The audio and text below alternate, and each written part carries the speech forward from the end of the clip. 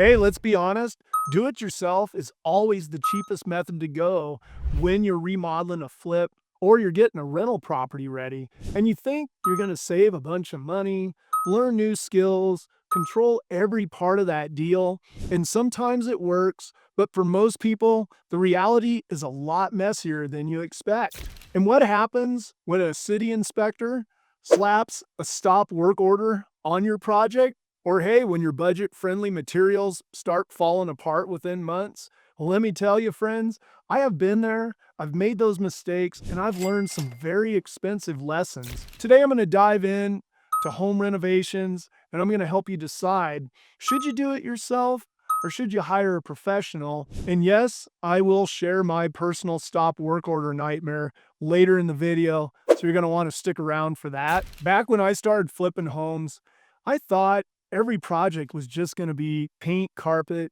blow that home out on the open market. But I quickly realized there was so much more to that. Things like replacing electrical panels, doing some plumbing updates, dealing with structural issues. These were things I just couldn't go watch a YouTube tutorial and a simple trip to Home Depot to repair. No, I realized there was a lot more to it. So while do-it-yourself can work for the smaller tasks like, say, painting or installing simple fixtures, the larger renovations often require expertise that many of us don't really have, and especially when safety is involved and also the fact that you could be up for some potential lawsuits. And by the way, if you do need a good experienced agent in your area or you'd like to talk more about all this, my contact link's down below. But let's get in to one of the biggest mistakes that people make, and that is going too cheap. I mean, I get it. We all want to save money, but buying cheap materials or skipping essential updates like updating aluminum wiring or dealing with old plumbing can really cost you so much more money down the line. And buyers today, they're pickier than ever. If they see outdated electrical or cheap flooring, they're going to assume you cut corners elsewhere as well. And also, if you don't want to deal with aluminum wiring up front, you will sure deal with it later, as all home inspectors are going to pick that out in a second. Now, you're going to want to get a licensed electrician to deal with this, as this is a huge safety concern, and you will get sued if something goes wrong and say that home catches on fire. So if you have, say, that good old Federal Pacific panel in a home that you just purchased, you just need to change it up front. And also, please do not do this. Don't go and get a home all updated and then just decide to not change out the electrical outlets or switches. This is such a huge pet peeve of mine, as you see this nice updated home and then these outlets are still that old, dingy looking yellow with brand new faceplates on them, as someone just didn't want to spend an extra $25 an outlet just to change those out. It just looks bad and it looks like you cut corners. Lighting is another thing you just don't want to get too cheap on. You don't need to go and put boob lights up. Spend a bit more. There's some good LED lighting out there. And if you're flipping the home, especially in a market we're in, the buyers are so picky nowadays. So just spending that few extra dollars, it'll go a long ways. And yes, it's going to impact your return on investment, but trust me, you will get your project sold quicker. And also, when you're dealing with rentals or flips, if you use cheap flooring, that might seem smart until you're replacing it every few years in your rental property. And yes, let's face it, carpet's cheap, but again, you're replacing that every few years. Those costs really start to outweigh the benefits. Now, with all those flooring options out there more than ever, there are so many more cost-effective ways to go. Luxury vinyl plank flooring, for instance, is a popular option, and now they make this so durable, you may not need to replace it for a very long time if you put it in a rental property. And trust me, again, investing in higher quality materials like good durable vinyl plank flooring, it'll pay off in the long run. And also, if you're selling a flip, it will sell quicker, trust me. And hey, I get it, we're all on a budget, but in some areas you do have to stretch that budget just a bit more. And again, it's going to pay off in the long run. And this also applies to flipping homes, Now, here's another thing that applies to flipping a home or rentals. Don't use just cheap laminate flooring that is laid out. And then when people walk in, the floor bounces all over. And everyone out there, you know what I'm talking about. At least make sure if you go this route that you prep it and install it correctly, as again, it will look like you went super cheap and you just don't want to deal with this. Another thing to get handled up front are any of those plumbing issues. If you see you have cast iron pipes, you may need to replace that. Or maybe you've seen some leaks somewhere or previous leaks. And if you're not a licensed plumber, you're going to want to hire one to help correct all these things. As the last thing you want to do is have a tenant call you in the middle of the night with a water leak, or worse, that little leak turns into rot and mold over time.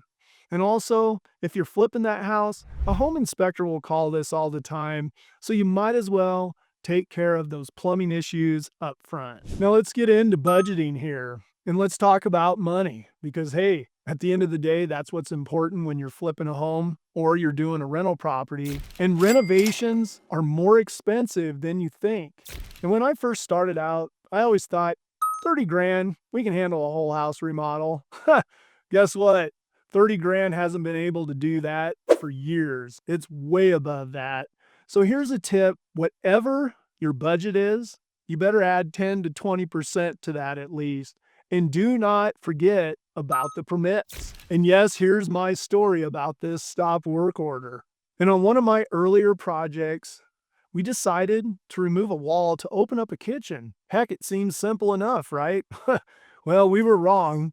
And while we were away, I believe we were at lunch or something, the city inspector was in the neighborhood looking at another home, saw the exposed studs through the window, pulled in, and slapped this stop work order on our project. Now, suddenly, wow, we were dealing with permits, delays, extra costs, all because we just didn't know the rules at the time. And imagine the city shutting you down with a stop work order, and all of a sudden you have no idea what you're going to do next. Well, during our time, we went down to the city. We applied for those permits that were needed. And just for the mere fact that we had tried to do all this without permits, especially in their eyes, even though that wasn't the case, the process slowed way down. And I mean way down. And waiting for them to give us approvals, that cost us way more money in the end. One, for having to do these things special just for those permits, and then also the extra time of carrying that home while we worked out all these issues with no permits. So the lesson here was budget accordingly and know what items you may need permits on. And when you're doing renovations yourself, and if you are just starting out, you may need to have another professional bid these items out ahead of time. And of course, hopefully that will work with the deal you have under contract and they'll allow you some of that extra time. So that way you have a firm idea of what your numbers are going to be in that house. You can even call professionals ahead of time just to get rough ideas of what they charge, say price per square foot for installation of certain items. Ask the electrician what an electrical panel change costs, but have a good understanding, and eventually you'll be able to walk into a home and you're going to know exactly what it's going to take to renovate that home. And I've said this many times to many people, every home has a surprise and things do come up unexpectedly. So having everything factored in within your budget will definitely save you in the long run. Now, what about working with all these professionals to do the jobs for you? Well, you got that house and you've decided to hire some professionals to help you. Well, to me, I say that's a smart move if you're not ready to do them yourself. But it's not as simple as just hiring people and moving forward. I mean, contractors, they can be, let's say, a little unpredictable. And if someone tells you a project will take 3 weeks, let's say, expect it to take 5. And if they ask for a full payment up front, just run. I mean, I've learned the hard way. Some contractors will take, say, half the money up front. They're going to prioritize you with other jobs, leaving you sitting while they finish that job. Then they have to go find another job, get paid for that, and come back and finish your project. But once you do find these reliable contractors, they'll be worth their weight in gold, trust me. You're going to want to build good relationships, but you're also going to want to stay patient.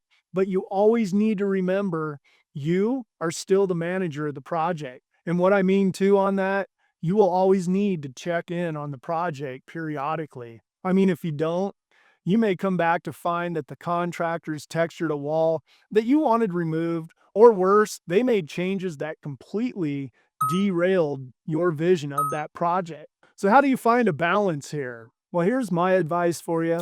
If you're going to do it yourself or thinking of doing some things for yourself to get your hands dirty, do non technical tasks starting out, painting, landscaping, maybe assembling some cabinets, putting some hardware on. These can save you money without compromising safety or quality. And as far as hiring professionals, you're going to want the professionals for, say, things structural, electrical, plumbing, or things requiring permits, as these areas are just complicated, they're dangerous if they're done wrong. And always remember to factor in the time and the stress involved of this, dealing with the permit process as well. And if you're juggling a day job or you have other responsibilities, paying for professionals is just a smart investment, I think. So if you're flipping a home or you're updating a rental home, here's a few key lessons again that I learned. Just don't go too cheap. Quality matters, especially for those long-term costs. Fix everything up front that you see is wrong, as cutting corners, that'll lead to way bigger problems. And always overestimate your renovation budget. And if you're hiring contractors, you got to stay involved, manage those projects closely, just know when to do it yourself and when to call in the pros. And mistakes like my stop work order that cost me time and money, it also taught me a very valuable lesson that I still use to this day. And with the right planning, the right mindset, you'll avoid these headaches. You're going to set yourself up for success. Thanks for watching the video. And if you found this beneficial, please share it with somebody else who could benefit from it. Also, if you have questions on any renovations and so forth, or you may need a good, experienced real estate agent in your area, my contact links down below. And also, stay tuned for this next video that's coming up next, and we'll see you next time.